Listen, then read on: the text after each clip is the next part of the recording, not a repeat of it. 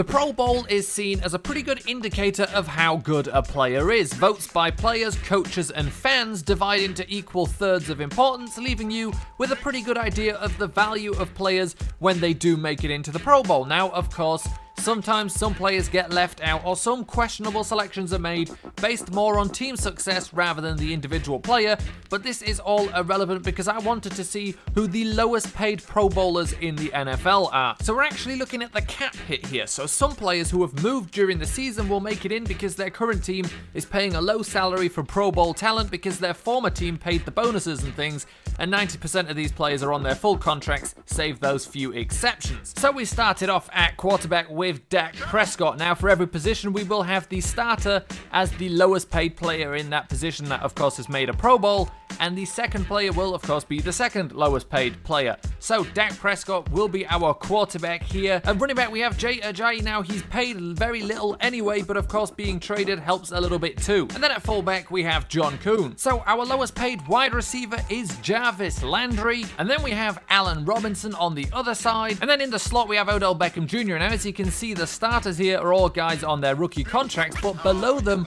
we have a bunch of veterans on good value contracts. So then we move on to left tackle, and we have our first case of a player that has been to a Pro Bowl but maybe has dropped in ability since then, and we have Matt Khalil starting for us. At left guard, we'll have Richie Incognito. Our center is going to be Travis Frederick, and then our right guard is going to be Jari Evans, and it's nice to see one of these guys in here with a Team of the Week designation. Now, of course, it technically means nothing, but it means this player's obviously been playing generally well, a veteran, where a team like the Packers is getting good value out of a Pro Bowl quality player, and he's still playing well now. But then we come over to right tackle, and we've got ourselves a problem because the Pro Bowl does not select positions based on left and right sides. You have tackles, you have guards, you have centers. Now left and right guards were based on their positions.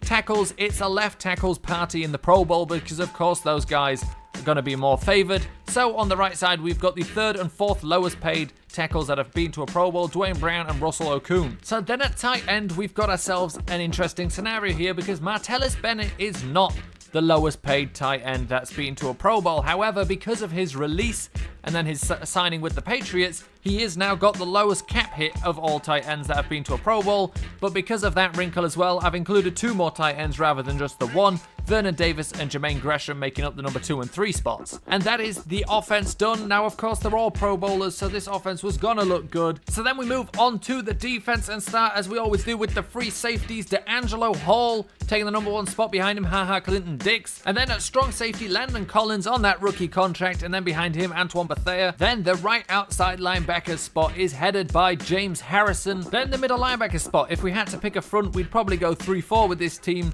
And Navarro Bowman is the lowest paid middle linebacker in the NFL that has been to a Pro Bowl. Then behind him is Zach Brown. And now how Zach Brown is the second lowest paid inside linebacker when he made the Pro Bowl last year and was a free agent is very interesting to see. And then on the left side, another guy who finally made the Pro Bowl last year, Lorenzo Alexander. I said finally as if he'd been playing at a Pro Bowl level before, but finally in terms of his career made it into the Pro Bowl. Behind him, Ahmad Brooks. So again, value for veterans here in the linebacker position. Then we move on to the right end position, and I like this one. Dwight Freeney, the lowest paid Pro Bowler at the right end position. Julius Peppers behind him, and Dwight Freeney making it into the Team of the Week, still making an impact. Seahawks getting value out of that contract. Then at the defensive tackle position, we have Aaron Donald, a man who will not be here for long, and as a matter of fact will probably become the highest paid defensive tackle that's been to a Pro Bowl and the highest paid defensive tackle overall. Marcel Darius behind him, but for now Aaron Donald is still the lowest paid player that's made a Pro Bowl. And then on the left side we have Leonard Williams as the lowest paid, and the second lowest paid we've got Khalil Mack, NFL Defensive Player of the Year. So for the cornerbacks, Brent Grimes is not the correct player. However, his Dolphins teammate Alteron Werner, who has made a Pro Bowl, is the lowest paid cornerback. He isn't even available to put in here, so Brent Grimes is representing him. Then on the other side we've got Tramon Williams and Joe Hayden. And now Tramon Williams, you see Antoine Bethea earlier as well. The Cardinals getting great value out of these veterans here. The lowest paid in their positions. They are ex-Pro Bowlers, and they're playing well this season as well. And then finally in the nickel position we have Jason Verrett finishing it off, and this is the lowest paid Pro Bowl defense in the NFL. A good mix of veterans and guys on rookie contracts in this one, a little bit different to the offense. But we are not done, we're looking at specialists too. The lowest paid punter in the NFL is Andy Lee, or rather I should say Pro Bowl punter, and the lowest paid kicker that's made it to a Pro Bowl is Cody Parkey. And of course with the Pro Bowl we have a return specialist selection as well, and the lowest paid of those return specialists is Tyreek Hill with Tyler Lockett behind him, and that does complete this Pro Bowl roster. So we'll take one final look at it. Like I said, these are the lowest paid players that have been to a Pro Bowl. Now some of them, it's been a while since they've been to a Pro Bowl, and that's why they're low paid now. For other guys, they've very recently been to Pro Bowls, and for a number of reasons, when we look at guys like Zach Brown and Lorenzo Alexander, they're low paid.